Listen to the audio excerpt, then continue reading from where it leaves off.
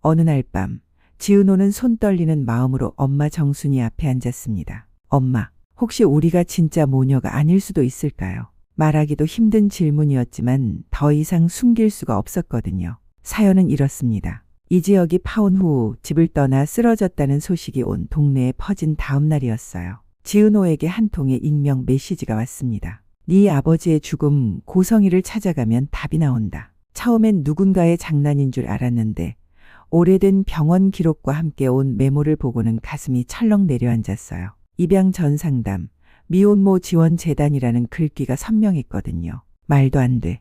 내 엄마는 정순이야. 지은호는 스스로를 다독였지만 마음 한구석의 불안은 쉽게 가시지 않았습니다. 세월 속에 묻힌 진실. 그 무렵 따뜻한 마음씨의 박성재는 지은호에게 솔직하게 마음을 털어놓았어요. 은호야, 나를 어떻게 생각해? 하지만 재촉하지 않았습니다. 내가 흔들리는 이유부터 함께 찾아보자. 며 든든하게 곁을 지켜주겠다고 했거든요. 그런데 그날 밤 또 다른 메시지가 왔습니다. 12년 전 청아 미혼모 지원 재단 내부 문서 사진이었어요. 흐릿하지만 고성이의 서명이 보이고 아동 위탁 담당이라는 메모가 적혀 있었습니다. 다음 날 고성이가 먼저 손을 내밀었어요. 은호 씨, 우리 집에 한번 놀러 와요. 영나도 요즘 작품이 막혀서 성실한 친구가 필요하대요. 미소는 따뜻했지만 지은호는 그 속에 숨은 긴장을 느꼈습니다. 차를 마시며 고성이가 건넨 말은 의미심장했어요. 어머님이 식당 하신다면서요. 그 나이에 정말 대단해요. 그런데 가끔은 자식에게도 숨기는 일이 있더라고요. 지은호가 자리를 뜨려 할 때 박영나가 조심스럽게 말했어요. 언니, 우리 엄마가 너무 직설적이라 상처 주면 미안해요. 고성이의 딸이자 박성재의 배다른 동생인 영나는 늘 조용하고 우아한 성품이었거든요. 그 시각 이지혁은 인력소 근처 숙소에서 박성재가 몰래 넣어준 수표를 바라보고 있었어요. 자존심은 상했지만 한편으로는 그 돈으로 엄마에게 쌀과 약을 보내고 싶은 마음이 굴뚝 같았습니다. 밤이 깊어갈수록 여러 사람의 마음이 복잡하게 얽혔습니다. 이수빈은 박성재에게 선배의 가족들을 위해서 한 번만 도와주세요. 라고 간청했고 이지환은 우연히 박영나의 작업실에서 오래된 재단 자료를 발견하게 됩니다. 지은호는 마침내 정순이에게 물었어요. 엄마, 내가 태어날 때 혹시 미혼모 재단 같은 곳과 관련이 있었나요? 정순이는 젓가락을 내려놓고 한참을 말없이 있었습니다. 그러더니 천천히 고개를 저으며 말했어요.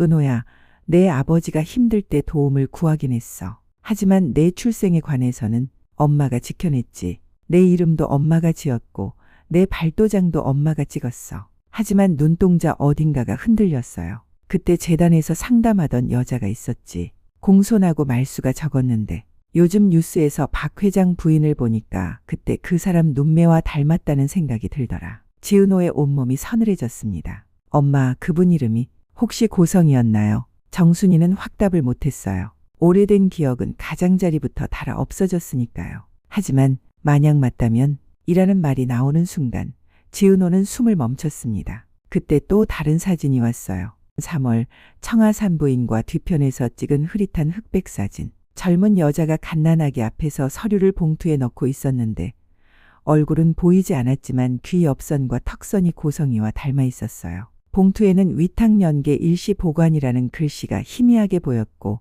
아래에는 급하게 쓴 메모가 있었습니다. 돌려보냄 친모 의지 강함. 지은호는 결심했어요. 직접 고성이에게 물어보기로요. 고성이는 먼저 입을 열었습니다. 은호 씨, 우리 이제 그만 돌아가요. 아버지 일은 누구 한 사람 잘못이라고 할 수 없어요. 그분은 빚에 눌려 있었고 믿던 사람이 등을 돌렸고 세상은 늘 그런 거니까요. 그런데 한 가지는 분명해요. 아이를 포기하지 않겠다는 어떤 엄마의 눈빛, 그건 제 기억에도 선명해요. 회장님, 제 엄마를 만난 적 있나요? 고성이는 잠시 눈을 감았다가 떴어요. 상담실 유리문 너머에서 은호 씨 엄마 같은 사람이 울고 있었죠. 저는 그런 눈물을 너무 많이 봤거든요. 고성이는 계속 말했어요. 혹시 내 아버지가 마지막에 도움을 청한 곳이 어딘지 알아요? 박진석 회장 회사였어요. 그때 저는 두 길 중 하나를 선택해야 했죠. 무너지는 쪽 손을 잡을 수도 있었고 올라가는 쪽 손을 잡을 수도 있었어요. 저는 살아남는 쪽을 잡았을 뿐이에요. 지은호의 눈빛이 매서워졌어요. 그 선택 때문에 누군가는 죽었고요. 고성이의 입술이 살짝 떨렸습니다. 그 말을 내가 언젠가 감당할 수 있겠어요. 여러 사람의 마음이 얽히고 설키는 가운데 지은호는 두 개의 봉투 앞에 섰어요. 하나는 정순이가 준 예전 진료 기록과 예방접종 카드, 다른 하나는 익명으로 온 유전자 검사 키트였죠. 박성재는 말렸어요. 은호 후배, 지금 그걸 열어도 괜찮겠어? 네가 감당할 수 있겠어? 이지혁도 다가와서 말했어요. 은호야, 네가 원하는 대로 해. 다만 네가 상처받는 일이라면 함께 견뎌낼게. 지은호는 한참을 서 있었어요. 그러더니 조용히 유전자 키트는 내려놓고 정순이의 사본 봉투만 가슴에 꼭 안았습니다. 제 엄마는 정순이에요. 다만 그날 상담실 유리 너머에서 봤던 어떤 여자의 눈물, 그건 확인하러 가야겠어요. 지은호는 고성이를 다시 찾아갔어요. 이번에는 회피 없이 단도직입으로요. 회장님, 저와 모녀라는 소문 회장님이 만든 건가요? 고성이는 미소를 거두었어요. 아니에요. 그건 저에게도 독이에요. 다만 사람들이 원하는 이야기를 흘려보낸 적은 있죠. 그래야 궁금증이 다른 진실을 가리니까요. 다른 진실이요? 네 아버지의 마지막 선택. 그리고 그 선택 앞에서 제가 어떤 문을 닫았는지. 고성이가 낮은 목소리로 덧붙였어요. 그날 은호 씨 엄마는 아이를 포기하지 않겠다고 울면서 말했어요. 그래서 아이는 돌아갔죠. 그게 은호 씨 엄마의 승리였고 제 계산의 시작이었어요. 지은호는 마지막으로 물었어요. 회장님, 제 아버지를 살릴 수 있었나요? 고성이는 잠시 고개를 돌린 뒤 말했어요. 살릴 수는 있었겠죠. 하지만 그때의 저는 더 높은 곳을 붙잡았어요. 누구나 그러면서 살아남았고 저도 그중 하나였을 뿐이에요. 지은호는 울음이 목에 걸렸지만 눈물을 삼켰어요. 그럼 저는 그 살아남음의 값을 물을 거예요. 회장님께도, 회장님 뒤에 회사에도요. 다만 제 엄마와 제 자리는 더럽히지 않을 겁니다. 모녀설은 오늘로 끝낼게요. 그날 밤 박성재는 지은호에게 말했어요. 나는 내가 어떤 선택을 하든 옆에서 지킬게. 이지혁도 멀리서 다가와 조심스럽게 말했어요. 이제 네 옆에서 너와 늘 함께 할 거야. 두 남자의 진심이 교차하는 사이 이상철은 책상 서랍 깊숙이 넣어둔 오래된 계약서를 천천히 찢어버렸어요. 김다정은 그 모습을 조용히 지켜보며 남편의 손을 꼭 잡았고요. 앞으로 펼쳐질 이야기는 이렇습니다. 고성이는 여전히 치밀한 계산으로 자신의 자리를 지키려 하겠지만 지은호는 확고한 신념으로 맞설 거예요. 내 엄마는 정순이 라는 분명한 선언과 함께요. 이지혁과 박성재는 서로 다른 방식으로 지은호의 곁을 지키려 하면서 우정과 사랑 사이에서 깊이 고민할 거고요. 모든 이들의 마음이 한 점으로 모여들기 시작했어요. 그리고 마지막 한 조각의 비밀이 남아있어요.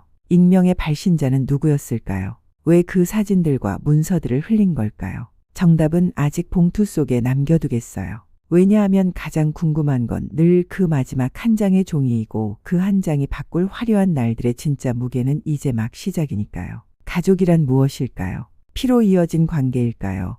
마음으로 쌓아 올린 사랑일까요? 세월의 무게와 선택의 아픔을 견뎌내며 진짜 소중한 것이 무엇인지 찾아가는 사람들의 이야기가 계속됩니다. 드라마 만찬 구독과 좋아요 부탁드리고 흥미로운 다음 편도 곧 들고 오겠습니다.